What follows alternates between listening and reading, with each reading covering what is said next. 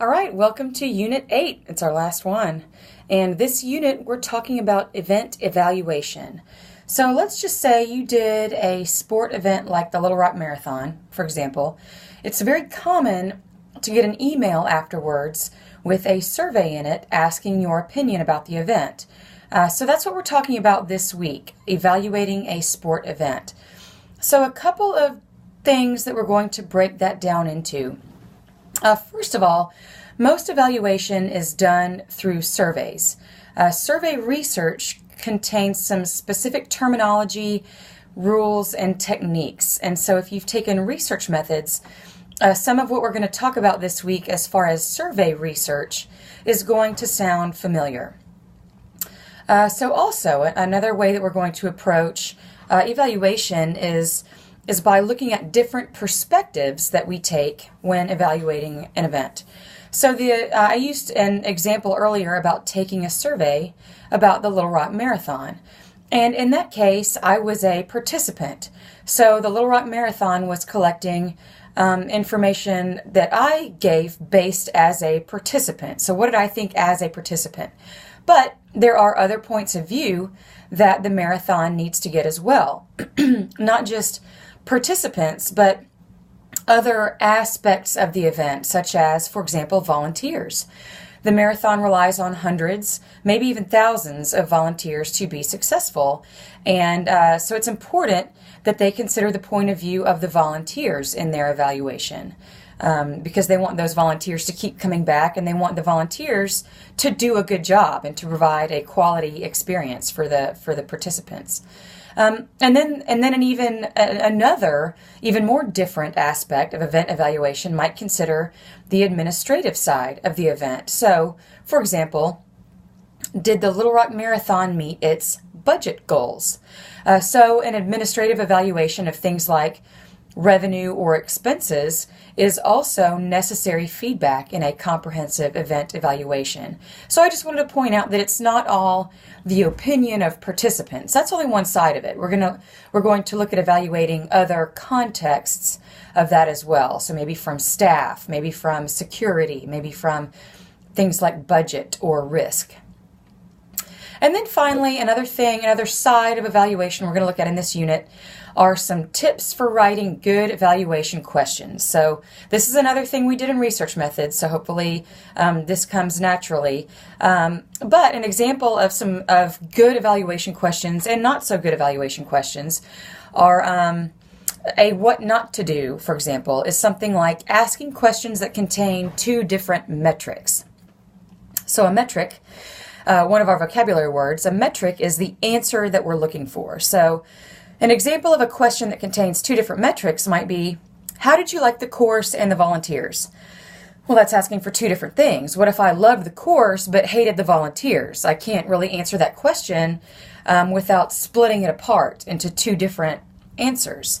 So that question is asking two different things and is an example of what not to do when writing evaluation questions. So we'll go through some more examples, and I'll ask you to give me some examples of what not to do when writing evaluation questions. In this class, a lot of things coming up. It's the end of the semester, and so that's just how it is. And this class is no different. So last week we had the second task progress form on the event that you're working on, as well as a reading notes. So I'll be looking at those this week. And in this unit, we've got a lot. So here we go. On April 22nd, the sport event observation assignment is due. We've had some great spring weather, lots of events out there that you could have watched or participated in. I'm still blabbing on about the Little Rock Marathon. That was a month ago. Real Deal in the Rock was a couple of weeks ago. The Travelers had their opening day last week. The Rangers are also starting up their season. I recommend going to a Rangers game if you haven't yet. That's pretty fun. Up in Fayetteville, they had the Red-White game last weekend. They had a professional bike race, and they had another marathon. So I was at those latter two events. I was part of the officiating team in the bike race, so I was part of the officiating crew, and then I was a pacer at the Hogeye Marathon up in Springdale last weekend. And so those were two fun events, and I got to be right in the middle. So I've got thoughts, good and bad, if I were going to evaluate those. And so that's, what I'm asking you to do in your sport event observation assignment. I'm asking you to take a critical look at different aspects of whatever event you chose to be a part of or to watch. And then again, maybe you picked a Trojan athletic event. That would be fine too. I look forward to seeing your evaluation of whatever it is that you picked. So that's the sport event observation assignment. Then on April 26th, we have the last reading notes number 8. And then finally, last but not least, on May 3rd, there are 2 big pieces of the event administration project that are due. So you've been working on an event, you've been documenting your involvement with it, talking about all the little tasks you have to do to meet your goals, and that's great. But it's not that hard. So the more involved aspects of this are that you're going to write up an audit of that event, and then you're also going to have your digital storybook, where you present a virtual story using pictures or video that you collected throughout and narrating what you did to create the various parts of the event that you're showing. And I've given you some examples of some previous digital storybooks in the assignments folder. And you already know this, but those assignments are in the assignments tab in your far left menu. And then one more thing, we have a final exam in this class. It will be available from Monday, May 6th to Tuesday, May 7th. So it will be open from midnight on Monday morning, May 6th to 11:59 p.m. on Tuesday, May 7th. So you've got 48 hours. Go in any time during those 2 days and take it. If you need to take it outside of those dates, it needs to be before the last day, so before May 7th. So you have from now until May 6th to let me know if you need a different date to take that final. It's got to be before the last day, which is May 7th. In other words, you cannot take the final after May 7th. It's got to be before then.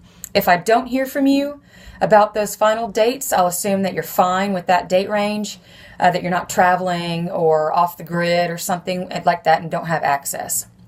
So if I don't hear from you, I assume you're good to go on the final for May 6th and 7th. I can't think of any more stuff, and thank goodness, because that was a lot. So have a good week. Please ask me any questions that you might have. It's a lot of stuff. So just, take a deep breath, and I look forward to seeing your work. So I appreciate your efforts, and have a good rest of your semester. So thank you again.